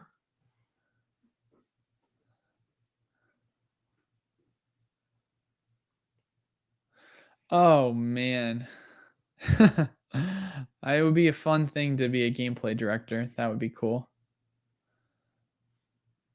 I feel like I'd have more fun doing direction. If I were to work for the Pokemon company, I would have way more fun. I feel like doing like set designs. That would be super fun. Yo, where did that come from? Sorry, I'm like skimming through the questions. Share it. Apparently I'm a racist. Confirmed. What? I don't know where that came from. That's so out of nowhere. All right, here we go. Hopefully a serious question. Dollar for dollar, do you think there's still good Sword and Shield buys, or is it better to focus on Scarlet and Violet now? Feeling like it's FOMO time to buy a lot of Sword and Shield now.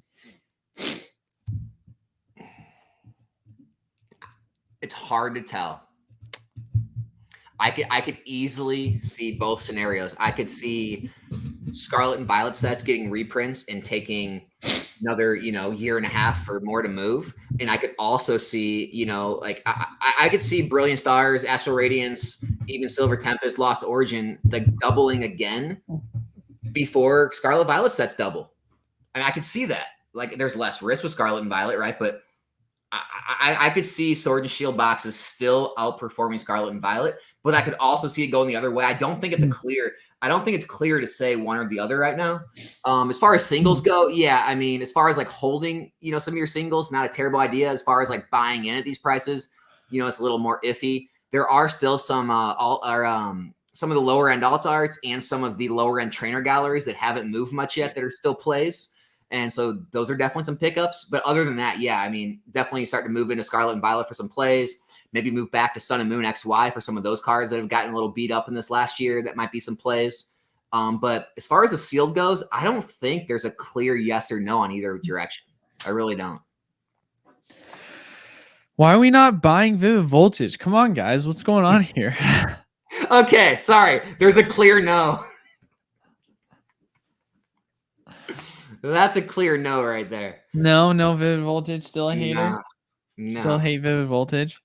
I'll take. I can't wait for Amazing Rares to just go up to crazy prices and you're just gonna eat crow on that, dude. But nothing else has. Like brakes didn't, prisms didn't, like all the little like. yeah. Well, brakes are garbage. You freaking XY shill. What Get about out of here. prisms? What about prisms? I didn't really care for prisms. Honestly, I don't even really care for amazing rares. I'm just being a troll. I do think though that I do think Vivid is it's gonna move at some point. There's no denying that people aren't looking at all of the prices and saying, yeah, I think battle styles now surpassing Vivid makes sense.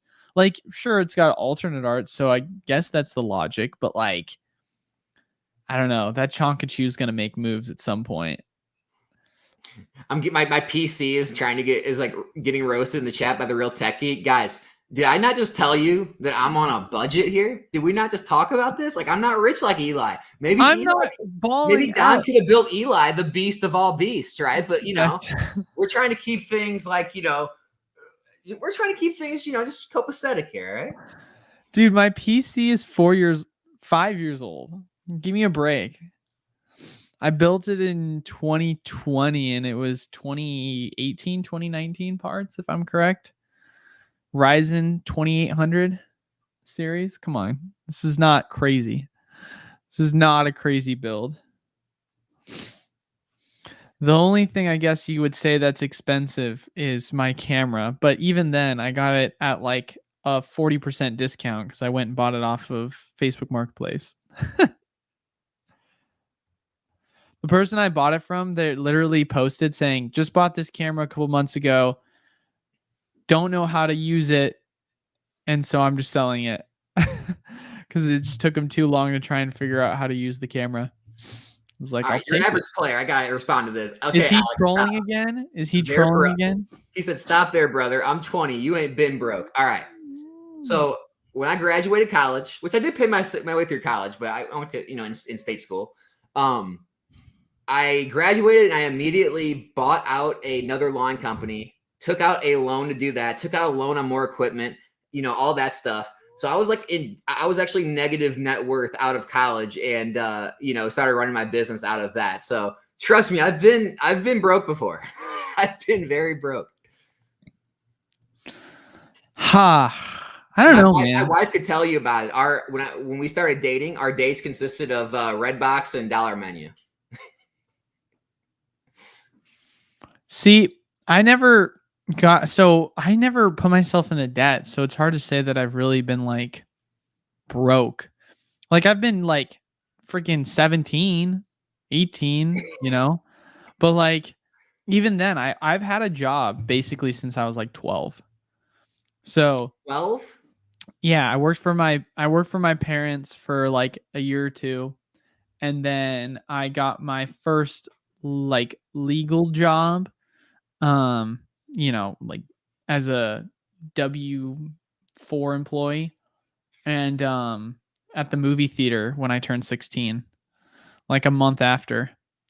So, and literally I just took all my money and I saved it. And then I got a girlfriend and then it disappeared. Yeah, I just never lived it up after college. It's like, when I graduated high school, I did end up buying back then it was cool. Like I had a WS6 Trans Am. That was like a nice car I had.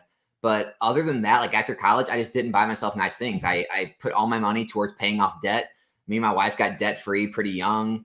And we just didn't live it up. We didn't take lavish vacations. We didn't buy brand new cars. We didn't do all kind of crazy stuff.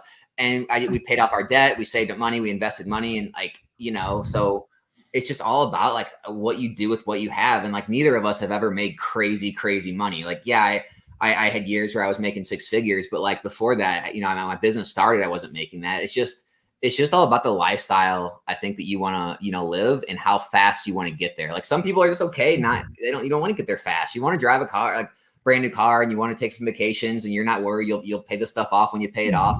And that's cool too. But it's not like I got, handed anything. It's not like I've always had money. It's just, I grinded and I just was frugal, I guess, with money when I was younger. That's really all it is. I remember when I was 10 years old, I wanted my parents to buy me a Lego set at the store. And they were like, you buy it yourself. I'm like, I'm 10. And they're like, find a way. They're like, if you want to do it, come to us, try and do jobs. Or even then, like, I had to like go start my own businesses is basically what my parents were wanting me to do, is like door-to-door stuff, because they were like, you're gonna earn everything and you're gonna That's why I like started it. mowing lawns at You're 16 gonna years like old. it. And so yeah, I was like, oh, I remember. So my first ever console that I got for myself was an Xbox 360. And I'm not even kidding you. I got it for Christmas for myself because my parents said that they would put like $150, $200 towards me getting the console. And at the time it was selling for like 400. And so my parents put $200 towards it. Then I had my own money that I had saved up to pay for it. And so on Christmas Day, I got the console and I literally had to pay my parents to give me the Christmas gift because they said they wouldn't buy it for me and they'd only put money towards it as a Christmas present. And the only game I had, because it was back when they had the Connect bundle, so the only game I had was Connect Adventures. I only played that game for like 3 or 4 months. That was the only game I played because I couldn't afford getting another game because that was literally all I had in terms of my money saved up. And so it was it was a fun experience because I was very sad. I was like, I want to get freaking Call of Duty already because all my buddies were playing Halo and COD. Here's an actual serious good question that I feel like we should answer, and this will be a good one to kind of wrap up on. Why haven't we talked about this yet, Alex? What's our thoughts on Twilight? I did want to take that. Yeah. That's what we forgot to bring up. Twilight. All right, Alex, here's the deal. I know that you think it's going to be the next Evolving Skies, but we need to have a conversation as to why you've been. Yeah, right. Is there another Alex here? Yeah. What's the deal, man? What's the deal? I will say, as I've said this in the past, there's a huge disconnect in this community. This online YouTube, Discord, investor side of things thinks it's like another terrible set. Again, whole local card shop story. The same reason I invested in One Piece. I just think everyone there loved it. People there playing were excited for it. The people working there said they were really excited. People were talking about all the cards that were in it, how excited they were to open it, and like I think the casual collectors are a lot more excited for this set than other people are. And I just think there's this disconnect, right? And, Pokemon is, well, you can get into more of that about like the shrinking supply of what's being printed or whatever. Yeah, I think people are just, I don't know, just not like paying attention to like all the sides of the hobby. They're just so focused on like, is this set going to be the next Evolving Skies and Stonk to the Moon? It's like, well, no, but maybe it's the next Chilling Reign. Maybe it's the next Fusion Strike or, Brilliant Stars. I don't know. But, I don't think it's as negative as people are making out to be. Yeah. I mean, it just goes back to the same old thing, which basically is if it's not a Lost Origin, if it's not a Brilliant, if it's not an Evolving Skies type vibe, then people are going to complain about it. That's kind of why I said Paldea Evolve was going to be crapped on and it was going to be seen as the next Rebel Clash. And it was, and now people are appreciating it because they realize how good of a set it is. Now, am I saying that, Twilight is going to be that? Not really. I mean, there are some cool cards in it, but is it my favorite? Definitely not. But going back to Alex's point, looking at it from the perspective of the more casual collector / comparing it to like the investor side of things, I definitely think that there is some desirability for this set. It's not the highest there is, but it's also not a set that I feel like is warranting just dumping on, right? But I feel like the only real set, and this is just my personal opinion, of course, that's been warranting dumping is been Obsidian. I think that's been the real only lazy one in my personal opinion. Other than that, I feel like the sets, sure, they don't have all the amazing favorite characters that everyone wants, but there's still some cool art designs within the set, both with new and old Pokemon. And yeah, I think it's just another mainline set that's going to come out for Pokemon that it's going to be fine. I mean, I saved screenshots even of people talking, crap on Temporal Forces, right? Like people didn't like Temporal Forces when it came out, and I saved these because I'm sure in a year and a half, 2 years, Temporal Forces is going to be one of the higher performer sets in this era, just from what we've seen.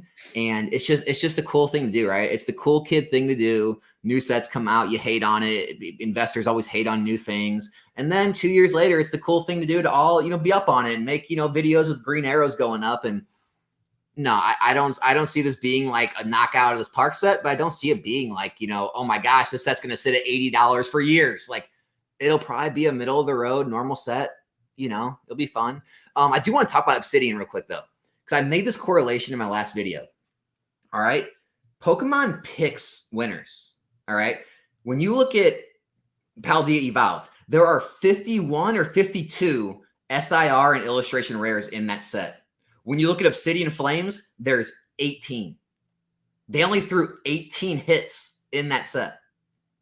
And then Paradox Rift has like 49 hits. It's like, so Pokemon, like on purpose, they make some sets weaker than others. It's not like objective or subjective, like, oh, I don't like that Pokemon or that art as much. It's like, no, they legitimately make some sets just weaker. I mean, look at Evolving Skies. Count up how many alt arts are in Evolving Skies versus some of these other alt art sets. There's way more. It's like they definitely pick winners and losers.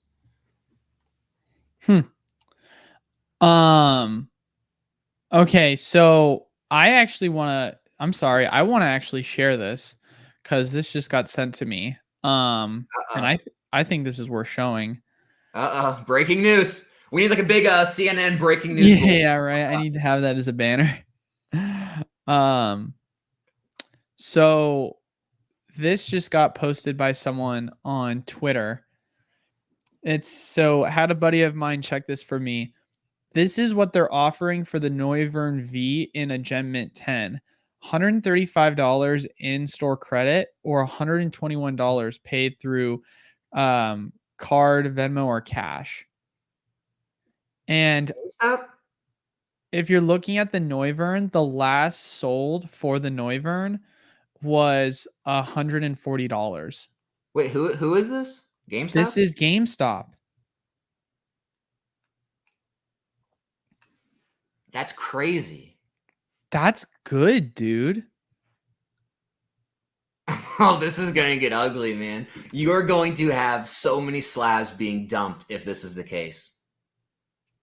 Like the whole Pokemon liquidity issue, like the whole like, oh, well, I buy stocks because Pokemon doesn't have liquidity. This is going to solve all of that instantly. All you have to do is drive up to GameStop and get like what, almost 80% of the value of it immediate, 85, whatever it is. That's crazy.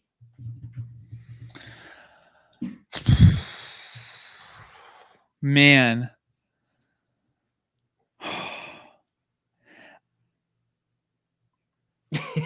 I don't know, man. I don't know how to really respond other than this is going to get interesting. Because, well, dude, what it is, it's the biggest catalyst since Logan Paul. Dude, of course it is. We didn't doubt it for a second. It was totally not clickbaited. Okay, I guess I have a couple of questions. How far back are these slabs going? Are they only doing 10s? Are they doing 9s? Where do we go with this? I think if I remember, I can't remember perfectly, but Dr. Applesauce again released a video. I think it was near mint. So maybe 7s and up. What? PSA 8, maybe 8 and up. 8 and up? But yeah. What are they like? Okay, but what like are they accepting in terms of age, right? Like, are they only accepting? I mean, because like, are people gonna start sending in base set cards? Like, what are they accepting in terms of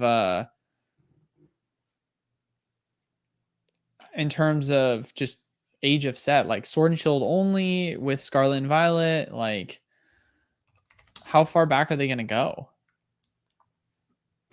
Yeah, I know it's $550 or lower. Or $500 and lower or something like that. I don't know if they made an age though.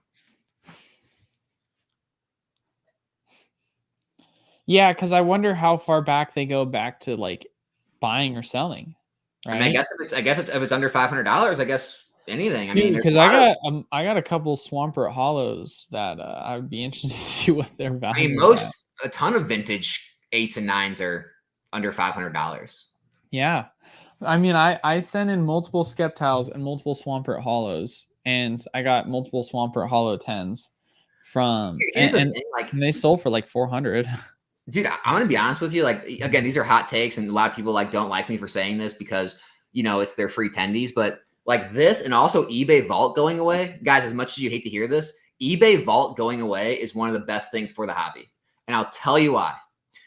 You want the hobby to be on as level playing field as possible, and it's not the fact that everyone could use eBay Vault, but it's the fact is a lot of people didn't. And so what happened was you had the market prices of cards falling because, hey, eBay Vault would have been great if everyone wouldn't have, calculated in the fees they're saving and dropped the price because they knew they had more money worked in. They were paying 0% fees. What happened though is everyone, wants a race to the bottom because that's how we are as humans. And people just started like listing things 10% or 13% under market price. And it was lowering the market for all these cards. So then everyone who didn't use eBay Vault couldn't compete.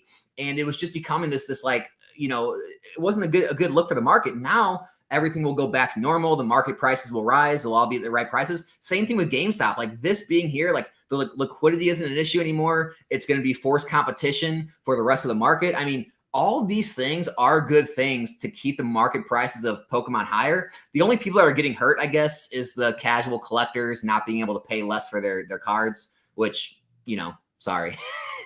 Sorry. Man. Well, I guess we'll have to kind of see what this unfolds to. That's about best I can say. Right, what do you I can't get your take. I can't read you. Are you like, what are you thinking? I'm thinking, how do I take advantage of this? Because I feel like there's so much that I want to know first, right? Obviously, we know they won't take anything 550. The cap is 550, right? How far back are they going to go, right? Because at what point do people start just like churning through, sending in their? I mean, you're gonna assume that people are gonna also buy from them too, but like, what are they selling it for if this is what they're buying it for, right? I guess market price, or they'll probably mark it up because they like to mark things up in store. Who knows? Yeah. I don't know. That's where my mind is like, I'm at a loss for words because there's so much right now. Hold on. That How much did you say that card sold for last? it sold for 140. Okay, so what is? No, I Okay, see it here. I can tell you actually. Let me go pull it back up. hold on though. 140 at 13.25%. That's $18 plus 18.50 plus shipping of like 4 or 5. I mean, you're literally talking about they're going to pay you exactly what it costs you to sell with selling fees and shipping almost. Oh, 1,000%. Right. And that's No, not credit.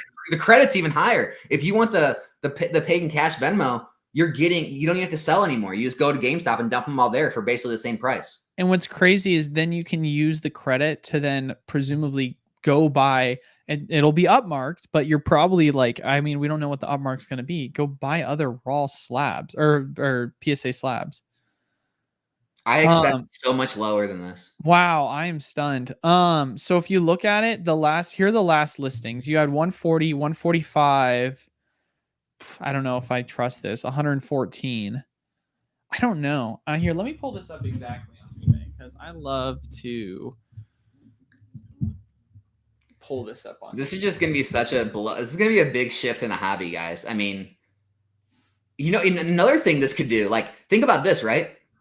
If you got to think there's whatever, however many thousands of GameStops, a lot of the inventory, unless GameStop like creates a online like eBay store, I don't see why they would. They're going to sell on their own website probably, but think about this. They're going to have all this supply off the market sitting in GameStops, meaning it's not going to be on eBay anymore. So the slab the slab availability on eBay might drop way down, which actually might affect the prices even higher. Is it called 360 point? What's it called again, where you can see real prices on eBay? I just go to the Terra Peak research in eBay. Like This eBay, one, go to selling and then go to research. what is that? Tells me what the sales were. That Yeah, you can type in the card and you can scroll down and it'll show you exactly what the best offer was taken. Average player told me to check my Discord real quick. I can do it right now. Oh, well, he said, get cash today for your trading cards. Earn cash or credit on PSA rated 8, 9, or 10 with our no haggle cash on spot. Available now in CTGA, KY, MS, NY, TN, and TX. Coming soon to more locations. What kind of cards does GameStop accept? We accept official PSA graded cards with the Lighthouse label. Our team is trained to analyze PSA graded cards and offer cash and store credit. Okay, Noiver and D. Yeah, the last 2 sales were 142. 500 is the limit, and graded are my trades offers negotiable. Graded collectible trade offers are hassle free, and the offer is final.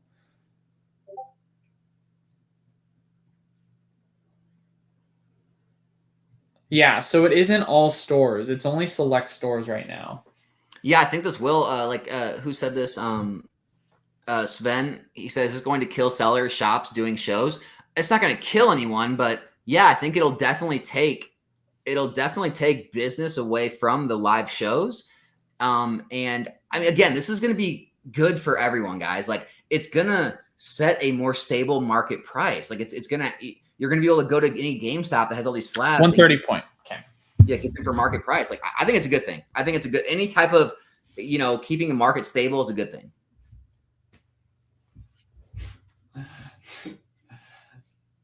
Imagine if you logged on the stock market. Imagine if every brokerage firm you had a different price, like crypto almost. Like, imagine if TD Ameritrade, well, now it's Schwab, or you go to Robinhood, or you go to Merrill Lynch. Imagine if every platform you used sold you stocks at a different price. You don't want that. You want the market to be the same everywhere. Okay, so this is weird. It's a mixed bag between the Neuverns, but last sold on May 14th for $100. Before that was 180. Before that was 105. Then 170. Then 110. Then 130. So it's all over the place, man. It's kind of all over the place on what it's selling for.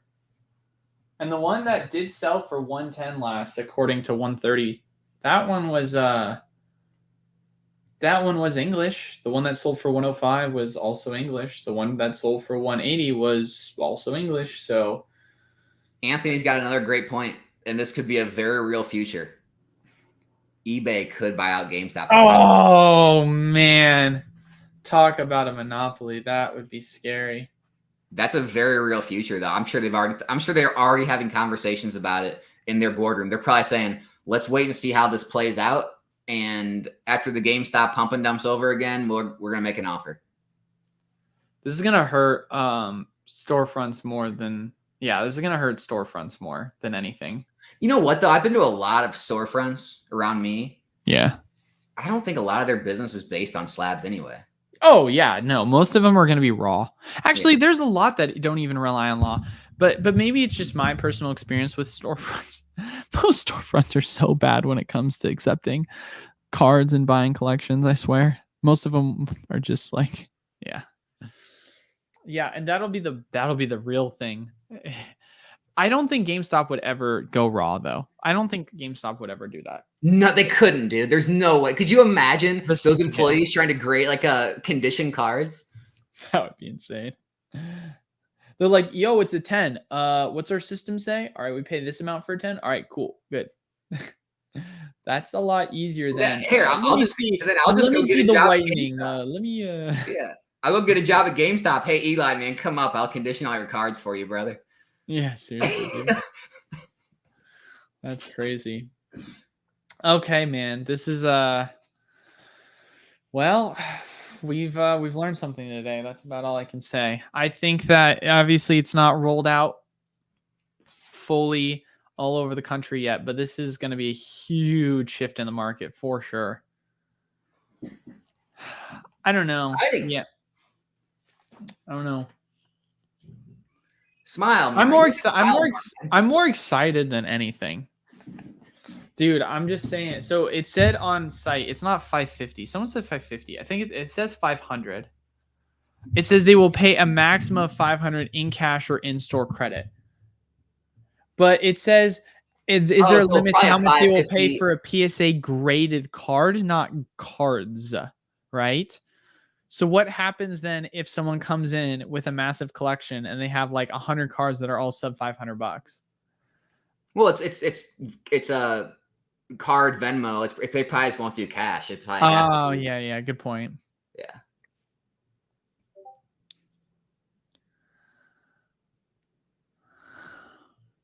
I don't know, man. I think my thoughts on it are I'm pretty excited and positive on the whole thing. What's your final thoughts on it? I think that it's too early to tell, but I definitely see it as more of a potential positive thing. Potentially. You also have to consider too, this is capping out at 500. So there is this is going to be a test trial, right? There is a couple of cards that are obviously going to be accepted. And by a couple, I mean cards under 500. Realistically, there's still quite a large amount of cards that are valued at over $500. But that is the majority of cards. I mean, yeah. The majority of cards are over under 500 in a 10. Under. I mean, just look at like the eras, right? Like there's only, I mean, when you get back to vintage and stuff, yeah, but like if you look at XY, Sun, Moon, Sword, and Shield, like only a handful of cards ever make it over 500 for a 10. Like it's only some of the top hits in each set actually get there. Yeah. Like most every card's going to be under 500. That's fair, especially because it's 8s and 9s too. Yeah, I don't know. I'm like, I want to say it's a good thing, but we don't really know. We don't really know yet. We'll have to kind of wait and see. Oh man, someone made a point about what if they bring in fakes because someone re-cracked a slab. That'd be insane. Oh, we won't need to get into that. But anyway, we've been going for about 2 hours now. I think we should end it at here, man. We've been going for a while. So, but all right, ladies and gentlemen, I want to thank everyone so much for stopping by. Make sure leave a like, comment down below, subscribe if you're interested in Magic, Pokemon, Yu-Gi-Oh, Flesh and Blood, and so much more at wholesale prices. Join the program. Links down in the description below. If you got questions about the program or want to be a part of the community anyway, make sure to click the link to join the Discord. And then Alex as well with Nostalgianomics. You can check him out on his socials. Link down in the description below for that. But anything else you want to say before we head on out? That's it, man. Let's get wild. Let's get wild, ladies and gentlemen. Well, we'll see what the update's going to be for that. Hopefully the market responds in a fun way with the GameStop news. And then obviously Twilight, man, get ready for it. So, but all right, guys, you have a wonderful rest of your day.